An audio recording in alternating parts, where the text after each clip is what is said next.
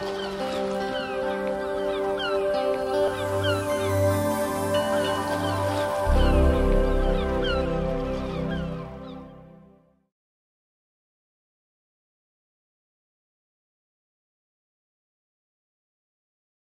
November 1, 1971, the New York Times ran the headline, "New York Sea Grant Program Receives Initial Funding." New York State had just received its first grant under the new National Sea Grant Program, which had been established in 1966 by Act of Congress. The funding would be used to explore development of the state's thousands of miles of coastlines along the Atlantic Ocean, Lakes Erie and Ontario, and along the state's major river systems, the Hudson, Niagara, and St. Lawrence. Dr. Donald F. Squires at the State University at Stony Brook was the program's first director. This was the start of New York Sea Grant's 40-year tradition of choosing only the best, high-quality research projects and disseminating results through a specialized extension staff. New York Sea Grant Extension has the pleasure of delivering excellent science from New York's premier institutions of higher education and higher learning to our coastal stakeholders. What better way to celebrate the first 40 years than by organizing lectures, events, and receptions from Buffalo to Montauk to highlight how our partners, stakeholders, researchers, educators, and elected officials have helped us bring science to the shore. In September, about 100 people gathered at Long Island Maritime Museum located on Great South Bay to celebrate New York Sea Grant's 40th anniversary. On hand was Dr. Paul Bowser of Cornell University, who had just given a lecture about the fish disease VHS at Stony Brook University. Bowser was in attendance along with former director Jack Mattice, as well as partners, advisors, staff, business owners, researchers, and graduate students. Special guests were Assemblyman Robert Sweeney and Fred Thiel, who presented Director Jim Ammerman with a proclamation signed by every member of the Suffolk County delegation of the New York State Assembly. New York Sea Grant has supported over 600 graduate students as fellows or scholars over the past 4 decades. At the annual Earthstock celebration at Stony Brook University in April, several Sea Grant scholars stopped by the display of our 40 green tips for coastal living. Another annual event at Stony Brook University is the Bay Scallop Bowl, the marine science competition that Sea Grant helps to support each year. Here's Stony Brook University President Dr. Sam Stanley greets New York Sea Grant Director Jim Ammerman at the start of the event. At the School of Marine Science Open House, students young and old learned about stormwater runoff at the Sea Grant display.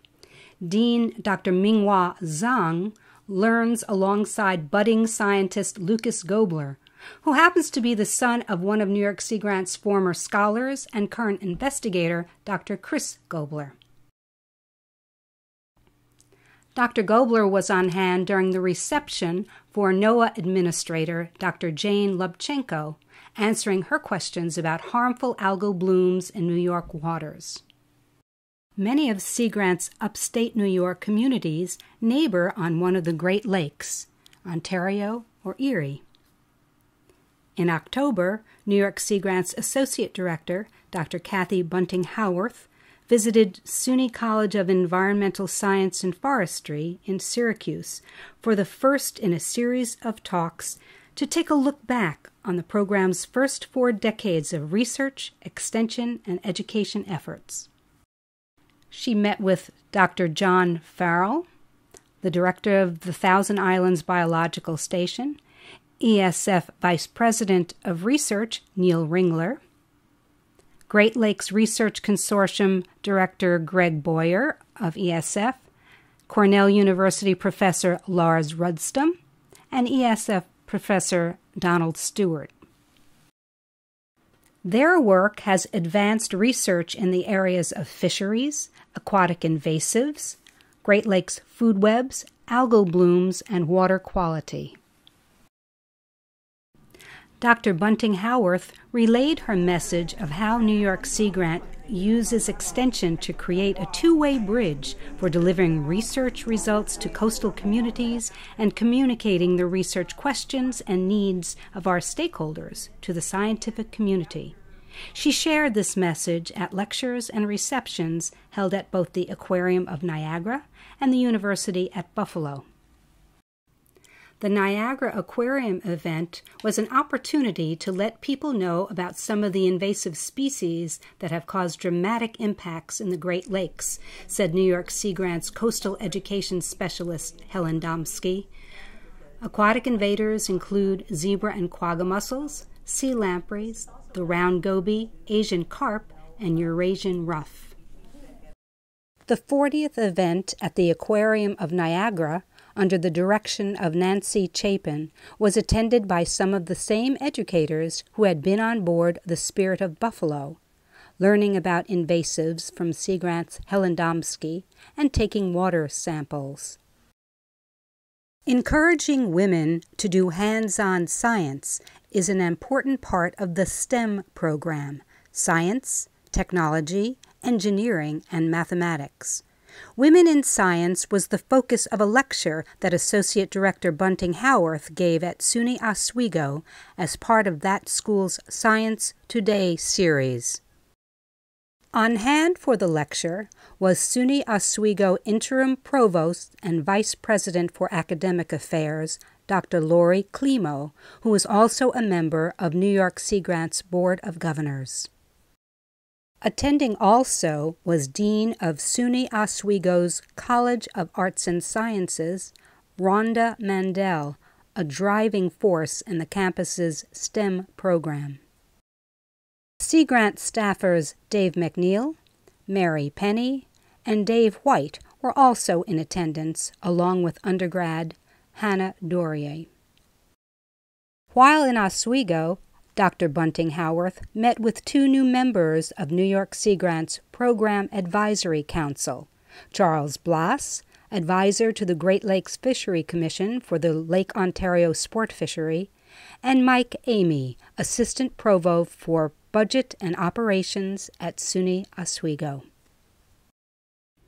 Other 40th anniversary exhibits were set up at the International Association for Great Lakes Research Conference in Duluth, Minnesota, the Great Lakes Research Consortium in Syracuse, the State Capitol in Albany, the New York Marine Consortium Conference at Columbia's Lamont Doherty Laboratory, the State of Jamaica Bay Conference in Brooklyn, the NEARS Society Conference in Port Jefferson, and the Babylon Sport Fishing Education Center.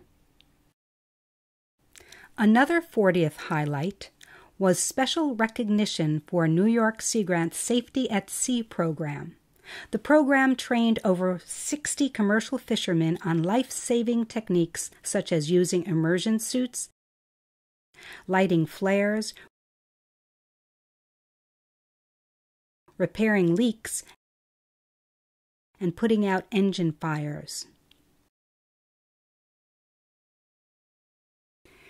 New York Sea Grant fisheries specialist Antoinette Klemetson, organizer of the Safety at Sea training program, was presented with a certificate of appreciation for outstanding support and outreach by Captain Joseph Vejvich, U.S. Coast Guard Regional Commander for Sector Long Island.